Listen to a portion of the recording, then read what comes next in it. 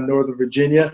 Hopefully you guys had a phenomenal weekend. I know we're about to approach a big weekend this coming weekend with Labor Day. And as you all know, we've got Big Ignite just around the corner, just a couple weeks away. Obviously it's not too late for you last minute folks to get yourselves registered. I think the hotel block may still be open. So for some of you guys who have not made your hotel reservations, now definitely is the time to do it. Some of the best decisions are made in the last minute.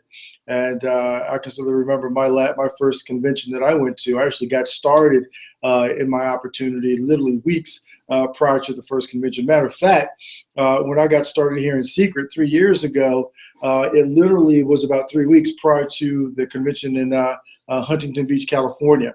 And I had an opportunity to get involved in Seacret, and 3 weeks later, the convention rolled around, and I said that I need to be there because I knew that if I was not at that first convention, I probably would not be in this business very long. And what I saw at that event, I just saw possibilities and opportunity. So for those of you guys taking a look and have not been to a Seacret convention, have not been to a Seacret big event, this is definitely one event you guys definitely do not want to miss. Well, as always, guys, it is always a privilege and an honor for me to spend some time with you all. This is certainly not a position that I take lightly. It's something that I take very seriously because for some of you all, it might be that one thing that you hear that may kind of ignite that fire in your belly to say, hey, you know what? That was the one thing that I needed to really get my business up and running. So I get to talk about something this evening that I truly believe is probably one of the most powerful tools in this industry. But I'll also guarantee you it's probably one of the most underutilized tools in this industry. And that's the three-way calling. And I know you guys have probably over the course of the past couple of weeks have heard a lot of information. I know that, Mr. Malott had put some information out on social media regarding three-way calling and the importance of it. But so many of us just do not take advantage of this opportunity to get ourselves out of the way. When I got started in Seacret literally 3 years ago, actually next month, I had an opportunity to sit down with Mr. and Mrs. Malott, and they basically told me, he said, look, in your first 30 days, you want to get as many people on the phone with me as you possibly can. And that's exactly what I did. I didn't take a chance on my success based on my lack of knowledge because, I knew nothing about skincare. I knew nothing about this industry. But I did know that, the Malotts in their first 12 months made over $980,000 in this business. And if I could tell their story, if I could share their story while at the same time edifying them in their success, and someone was willing to listen to me, then I knew that I would be able to get that person on the other end of the phone and have them share their story firsthand. And interestingly enough, my first 30 days in Seacret, went out and recruited 24 people in that period of time, and definitely the most people I ever recruited in a 30-day period. But essentially all I did, folks, is I got myself out of the way. I did not make myself the deal. Now I could have. For the simple fact that I'd spent, 12 years with another business. I was very successful with that business, built a very large organization. And but again, now I'm stepping into a whole new realm. I'm stepping into a whole new opportunity with a different product line, different compensation, different community. So I was no longer the expert.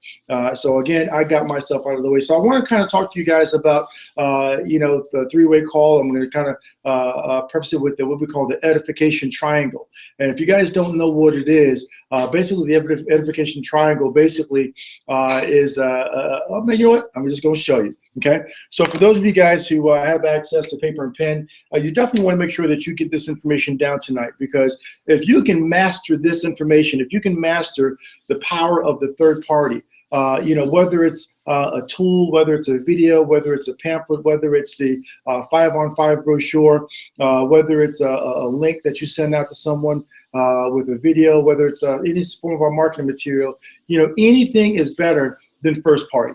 Anything tells the story much better than you. Okay, so let's talk about what we call the edification triangle and basically how this works. And hopefully you guys at home can actually see this.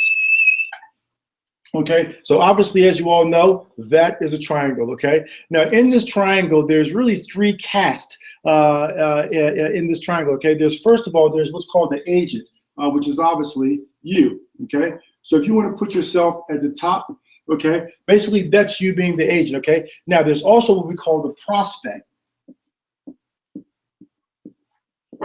Okay, and then obviously then there's what's called the expert. Okay, so there are really just three cast members in this equation, three individuals who were involved in what we call the edification triangle. Okay, now let's go. First thing we're going to talk about is we're going to talk about the expert and we're going to talk about the agent. Okay, because somewhere there's a relationship between all three of these individuals. Now, what I want to talk to you guys tonight in regards to how these three relationships come into play. Okay, so first of all, let's talk about the expert and the agent. Okay, now obviously you're the agent. You probably got recruited by an expert, probably someone, is probably your upline Ruby, your upline Diamond, your upline Crown, your upline Crown Royale. That's someone who would be considered an expert. Now, someone sidelined to you can be considered an expert. It doesn't necessarily mean that there has to be someone who actually recruited you. It could actually be someone within your particular market, or it actually could be someone that at your local meeting, someone maybe you've met at a convention or a regional event. Someone who knows a little bit more information than you, okay? So let's talk a little bit about this relationship, okay? So at the top here, I'm going to write, there's a relationship that exists. Okay, there's a relationship that exists between you as the agent and the expert, okay? Now, with that relationship, there's some degree of respect, okay? Now, for me, when I first got started in Seacret, I had a tremendous amount of respect for John and Tiffany Malak. One, because I saw what they did successfully in a previous business, but I also saw what they did here, which was 10 times greater than what they did in their previous business, okay? $980,000 in their first year here in Seacret.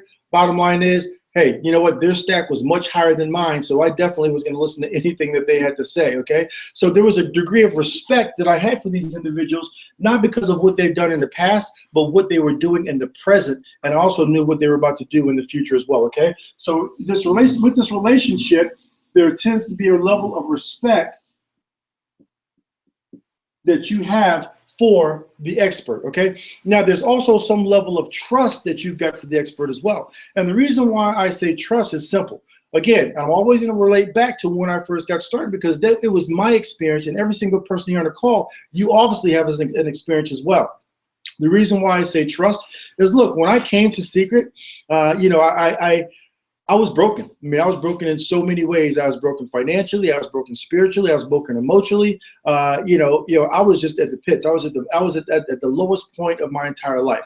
So I needed someone who was willing to be honest with me. I needed someone who was willing to be transparent with me. I needed to be able to share with these individuals what was going on in my life because they had to understand where I needed to go. So there's a level of trust. I had to trust that they were going to take that information and they weren't going to abuse it. Rather, they were going to use that information to use to propel me further along in this business, okay? So there's a degree of trust that you've got in regards to the relationship with the expert, okay? Now, there's also some degree of friendship. Now, I had a friendship with my mentors, again, prior to Seacret, and the relationship, obviously, and the friendship just got stronger as we began to build this business because we began to spend more time on the phone with each other. I had an opportunity to spend some vacation time with these folks, and, we really got an opportunity to really strengthen the friendship, okay? So a friendship bond existed between the two of us as well, okay? Okay, so the next thing we're going to take a look at basically the relationship between the agent and the prospect, okay? Because this relationship is important as well, okay? Now, again, there may be a friendship, okay? Now, who's your prospect? Now, your prospect very well could be someone that you may have met, while out buying a pair of shoes. It could be the salesman that you prospected. For the most part, especially for some of you guys who are new, that prospect could be an aunt. It could be an uncle. It could be a best friend. It could be someone that you've known from school. It could be a Facebook friend, and maybe someone that you met through social media. There's some type of friendship between the two of you guys. Okay, so again, there's a friendship that actually exists between the two of you all. Okay. Now, also too, there's some level there's some degree of trust. How much trust? Obviously, that depends on the length of the relationship. It obviously depends on the depth of the relationship. So there could be some degree of trust that you've got with the prospect as well. Okay. Okay. Now, also too, one of the things that, and this might be a little bit tough for some of you guys. Okay. Now, there's something called respect. Okay. Now, a lot of times we think, or we may feel that the person that we're prospecting, or the person that we already have a relationship with, that person may trust us. We all the time, we always probably think that, you know what, that person also respects me as well. Well, they may respect you in certain circumstances, certain circles, but when it comes to your business opinion, it may not be so. But they may not trust you as a business owner. They may not trust you as someone who, is an expert in the field that you're talking to them about. For example, let's just say that you're talking to a very close friend of yours. And that friend is probably someone that, have known you for the past 10, 15, 20 years. They know all the skeletons in your closet. There's maybe someone that you may have borrowed money from at some point in time of your life. It could be someone that you've shared your deepest, darkest secrets with. And so all of a sudden now you're coming to them with this grandiose idea that you got started in this business and you want them to be a part of it. They may not have that trust factor altogether there with you. So there may be the fact that they loved you, they respect you, but not when it comes to business. Okay. So there's no trust. There's no respect when it comes to that. Okay. So let's put no respect here. Okay. Now, let's talk about the prospect and the expert. Okay. And then we'll bring all three of these together so you guys can see how synergistically all of these work together. Okay. Now, first of all, the prospect doesn't know the expert. Doesn't know the expert from Adam and Eve. Okay. So bottom line is there's no respect that the prospect has for the expert. Okay. So bottom line is no respect. So it doesn't even exist yet. And it's very difficult to get someone on the phone with someone else who they don't respect. Okay. 2, there's no relationship between the two. 1, they've never met before. They've never spoken before. Okay. They've probably never seen each other before. So again, there's no relationship that exists. Remember, there's a relationship between you, the agent, and the expert. There's a relationship between you and the agent, but there's no relationship between the prospect and the expert. Okay. So again, there's no relationship that exists there. Okay. Now also 2, because there's no respect, because there's no relationship, you can't have trust. So there's no trust that the prospect has for the expert. Okay. So the question that I ask you all this evening is, how in the world do I get a prospect, someone who doesn't know my expert?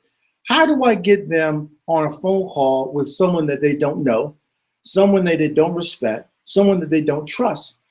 But bottom line is, folks, it's called the third party. Okay, it's called the three-way call. Again, it's probably one of the greatest tools that we've got in the industry, but I would honestly say that it's a tool that we probably don't use as effectively as we would like to. Again, and John and Tiffany will tell you, when I first got involved in Seacret, I will tell you their phone was ringing off the hook every hour on the hour, because every single person that I talked to, every single person that I prospected, I wanted to make sure that I got them on the phone with someone who knew a lot more information than I did. And how I did that was I simply just edified them. Okay. Now you guys are probably asking, well, what did you say to your prospect to even get them to want to listen? Well, there's a lot of different ways that you can prospect someone, especially, you may be talking to a family member. The one that I like to use is, I'll ask, whether it's a friend or a family member, or whether it's someone I may have I had a casual friendship or dialogue with.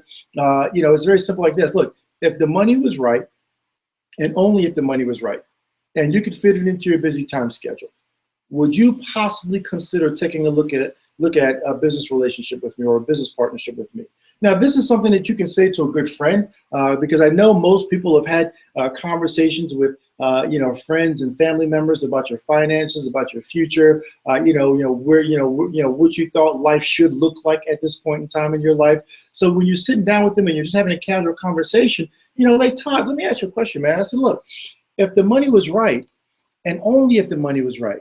And look, I know you're extremely busy. I know you've got kids at home. I know you're part-time in school right now. I know that, you're married. You're trying to get some things done. But if the money was right and you could fit it into your busy time schedule, would you possibly consider taking a look at a business partnership with me? And the reason why I like to use the word business partnership is no one likes to go into business by themselves. No one likes to think that, this is something that where they're going to be off on their own on a planet all by themselves. When you say partnership, it basically tells that person, hey, you and I are going to be doing this thing together. You're not going to be alone. I'm not going to be alone. Bottom line is we're going to be linking arms and we're going to be charging this together. Most people are going to say, absolutely, you know what is it? I wouldn't mind taking a look at it, okay?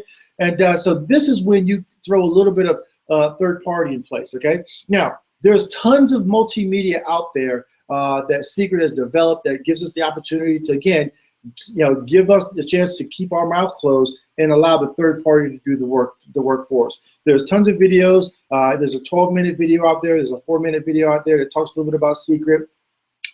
You may want to send out the Diamond Destination video, which is another great video you can send out.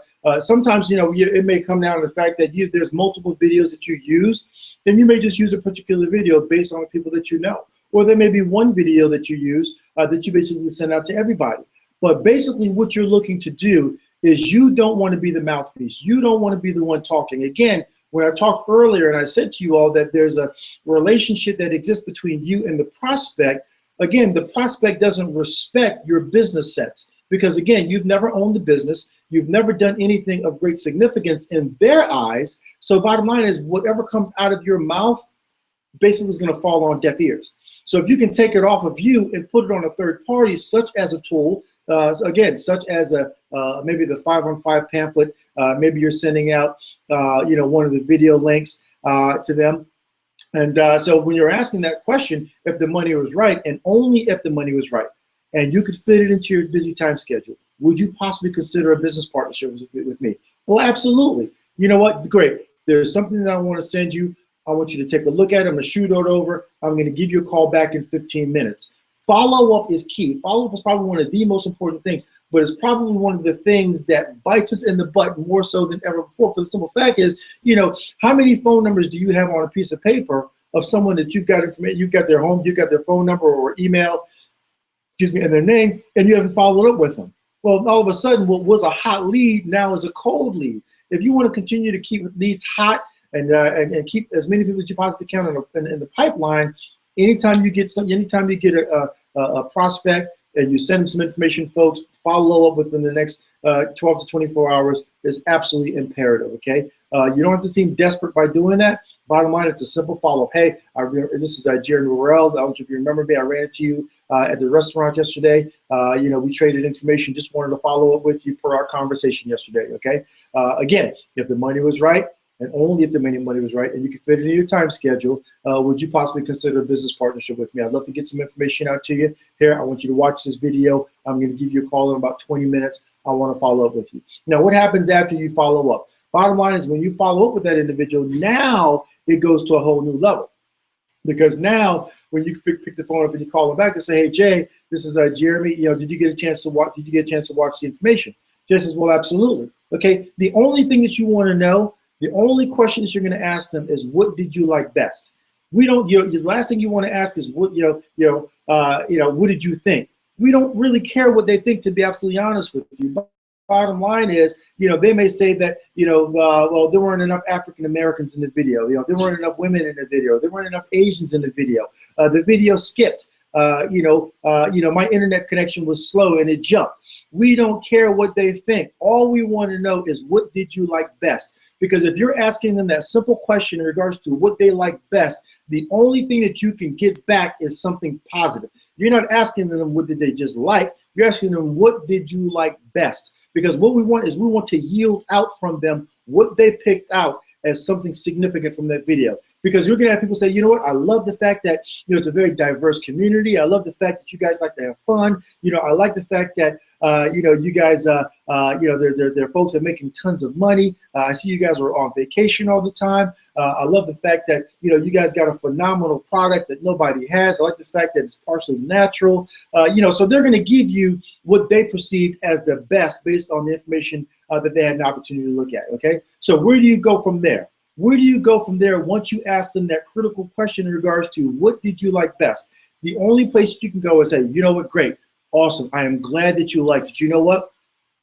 There's a very, very good friend of mine. Matter of fact, this young man's been mentoring me over the past 3 years. He and his wife, they operate their business out of their home in Phoenix, Arizona. Matter of fact, they're some of the top income earners in our company. Matter of fact, the #1 income earners in North America, make well over $2 million a year with this company, Seacret. This individual's been responsible for helping me earn a 6-figure income from home. They're very family oriented. They love having fun. But make no mistake about it, these two individuals know 100% of the facts in regards to how to make this business successful. I had an opportunity to talk to Mr. Malat, just after I got off the phone with you. And, he was incredibly impressed with some of the things that I had to say about you. He was impressed with the fact that, not only are you in school, but you're a father of 2. He loves the fact that, what you do for a living professionally, the fact that, you're involved in community services. He was just absolutely floored by that. And you know what he said to me? He said, that is the kind of person that I know if they were a part of this company, it would truly take this company to a whole new level. So Mr. Malat would love to speak with you. Look, he's incredibly busy. I'm not sure if we're going to get him right away, but I did tell him that I was going to follow up with you this afternoon. But he does want to speak to you. So if you got a quick minute, let me do me a quick favor, and let me go ahead and see if I can get Mr. Malat on the line. So hold on 1 second. And all you simply do is you basically put the person on flash, put them on hold, call Mr. Malat, or call your upline expert. Because what we've just done, if you basically just edified someone, okay? So basically, and I'll kind of go over it. We talked over the fact that this gentleman and his wife, over the course of the past 3 years, they've been mentoring me in the business. They've helped me in the business. Bottom line is my prospect probably knew my story in regards to where I was and where I am today. So obviously there's a degree of trust that I've obviously just created, for this prospect to have for the expert. Now there's also a relationship, sort of. Now the relationship's developing right now, okay? That's kind of still in the working, okay? But there's also respect now. Respect, because I share with them that him and his wife make over $2 million a year in this company. They love helping people. They know all the information in regards to what it's going to take to be successful. So basically, all I've done is I've edified someone else. Okay, I've edified the expert. Okay, so now the prospect has a degree of respect for the expert. So now when I connect the two, it's not two strangers that are meeting. Okay, now let me step aside and say this. Now, obviously, prior to that call with the prospect, I called Mr. Malat, or I sent Mr. Malat a quick text message saying, hey, I've got my friend Jonathan. He's watching a video right now. Is it a good time, or do you have available time to do a 3-way call? You always want to respect the expert's time. His time is the most important time. The one thing that you don't want to do is you don't want to just pick up the phone and call the expert and say, hey, I've got Johnny on the end of the line, do your thing. That's not respecting their time, okay? Okay, so you always want to make sure that you check with your expert first, make sure that they're available, make sure you give them just a little bit of intel on the prospect so that when they get on the phone, now they're able to speak to that, they're able to speak his or her language a little bit better. They can push on some of the hot buttons that this prospect has, okay? So now what's going to happen when Mr. Malat gets on the phone with the prospect? Watch this. And this is the beautiful part of the 3-way call. And this is why every single person on this call tonight need to be utilizing the 3-way call more effectively, because all of a sudden now, this is going to move you from here, this is going to move you to there. And that's what we all want. We all want to be the deal. And that's one of the reasons why we don't utilize the 3-way call as often as we should. Why? Because we want to be the deal. We want to be the one that's actually doing the closing. But folks, that's not duplicatable. You can't duplicate that. Understand this goes, look. I'll get to that. I'll get to that in a minute, okay? Because I want to talk to you guys about breaking the chain in regards to if you break the chain, it basically severs the ability for your business to really effectively grow the right way, okay? So what's going to happen when Mr. Malat get on the phone with your prospect?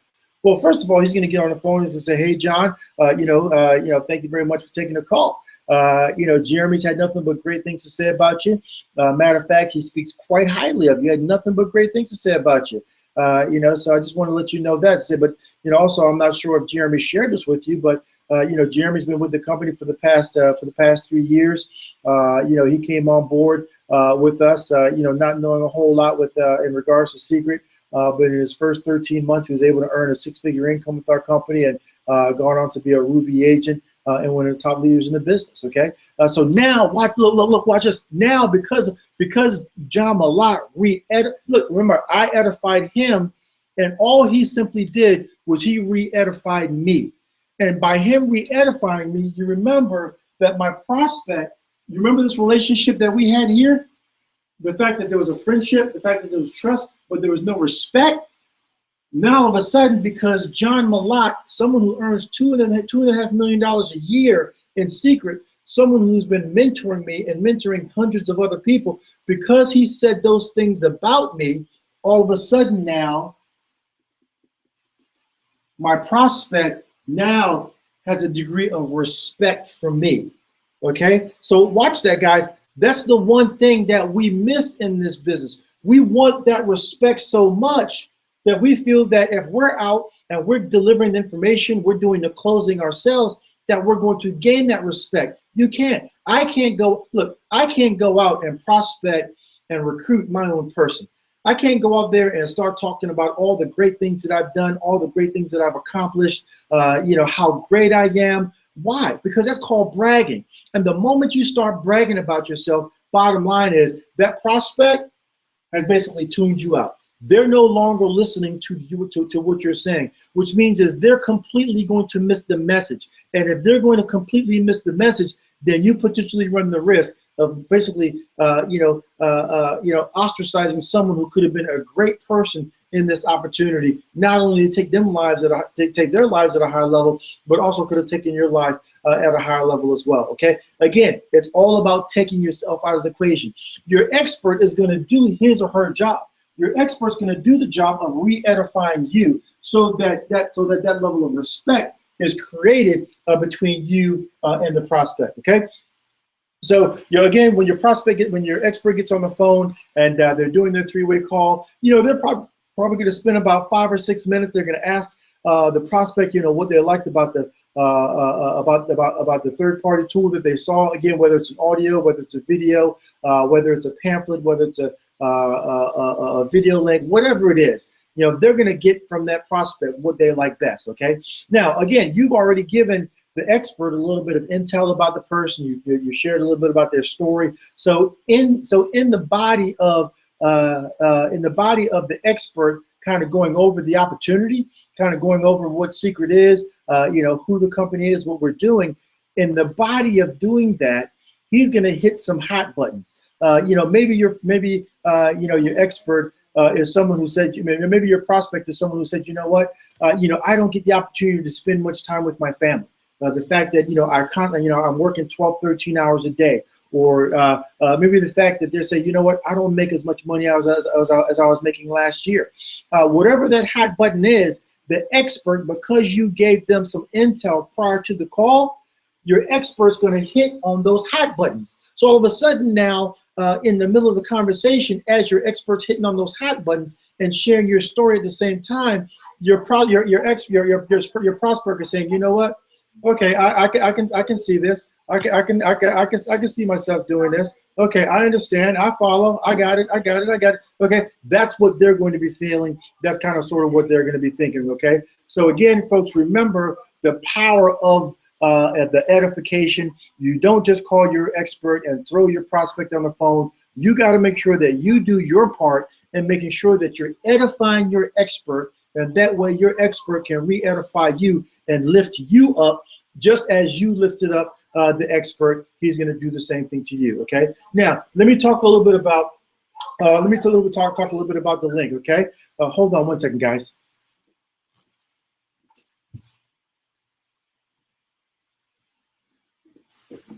Sorry about that. Okay. So let me talk about the link. Okay. Now, what I see happen so often okay, we start off doing the three-way call. Okay, we may do the three-way call for the first month and a half, and all of a sudden, as we're going out and we're building our own personal businesses, we stop doing the very thing that got us to where we are today. We stop doing the very thing that worked. Okay, and what happens is, if you can just imagine this sort of being a chain in a fence. Okay, and in that chain, you've got links, and the links are linking each other together. Now, what happens is somewhere down the line, because you stopped doing the three-way calls, and all of a sudden your team's now watching you close out all your folks, and now your team's watching you doing this. In their mind, they're saying, you know what? Well, if Jeremy's prospecting his own folks, if Jeremy's sitting down doing the 5-on-5s or exposures with all his folks, if Jeremy's closing all of his folks themselves, then I can do that myself too. And what happens is you basically break the chain. So what happens is this one very thing that has been working so well in regards to you and your team and the folks in your organization doing three-way calls, all of a sudden the chain breaks. So when the chain breaks, guess what? There are no more three-way calls being done down here. Why? Because the link was broken. So sometimes it's easy to see that the link's broken because all of a sudden you look in your organization and you see the fact that all of a sudden there's some growth here. All of a sudden the growth cuts off. Bottom line is they got out of the system. They got out of the system that don't duplicate. Because look, I would probably say 90% of the people that get involved in the relationship marketing field, they're not relationship marketing experts. Nobody came out of the womb saying, hey, I'm going to be a relationship marketer. No one went to college saying, hey, I'm going to be the number one relationship marketer in the world. This is something that we find for the fact that we're fulfilling a void that we're trying to fill because the 9 to 5 or our profession can't fill it for us. So we seek out other opportunities, or other opportunities kind of seek us out. So we find ourselves here. And all we're simply looking for is we're looking for a simple system that works, but we're looking for a system that actually duplicates, because people are going to hang around if they've got a system that is simple that they can teach someone else, and someone else is able to follow that system without any headache. Okay, so understand that once you start the process, just continue the process. Okay, now sometimes we get a little bit lackadaisical, and we're not following the system the way that we do too. We just kind of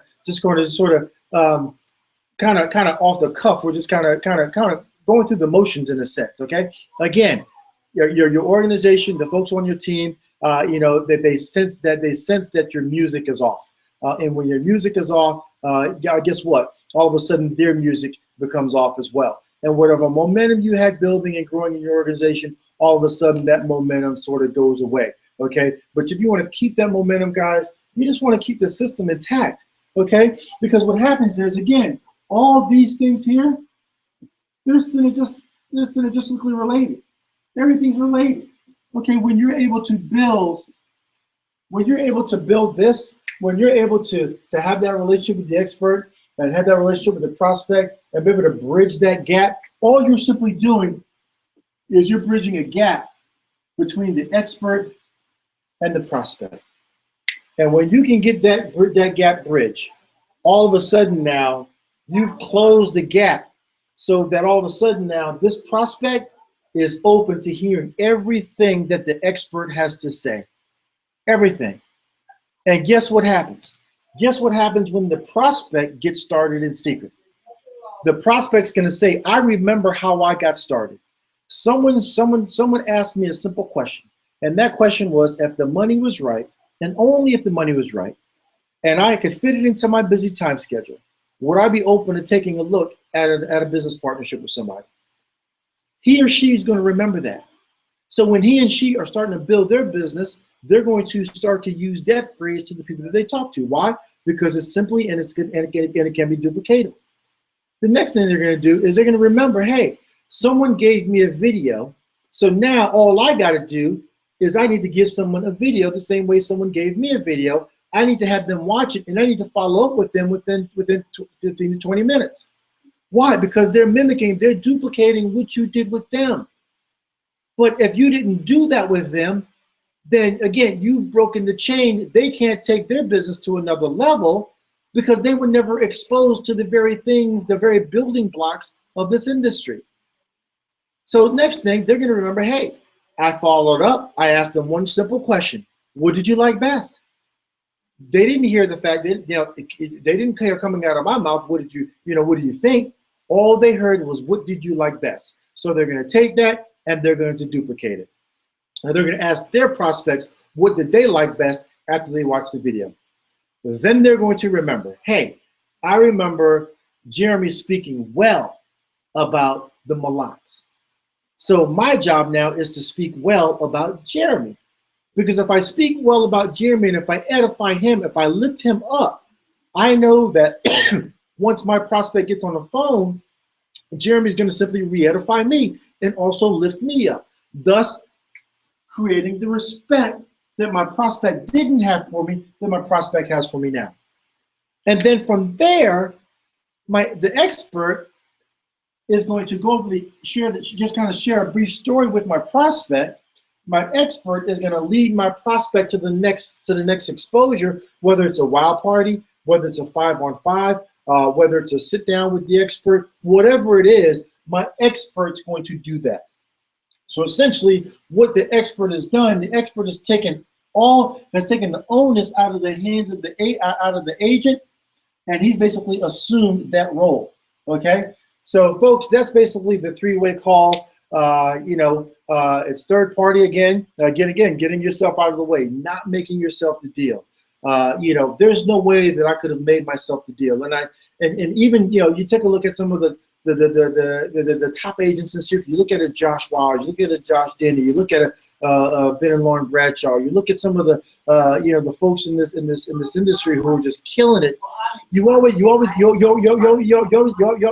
to remember that these folks are using a system that simply works and a system that duplicates itself over and over and over and over again.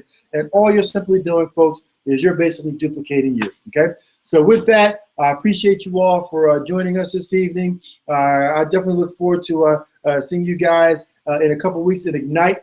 Make sure you come up, say hello. Love you guys. You guys have a great evening. God bless. Look forward to seeing everybody at the top.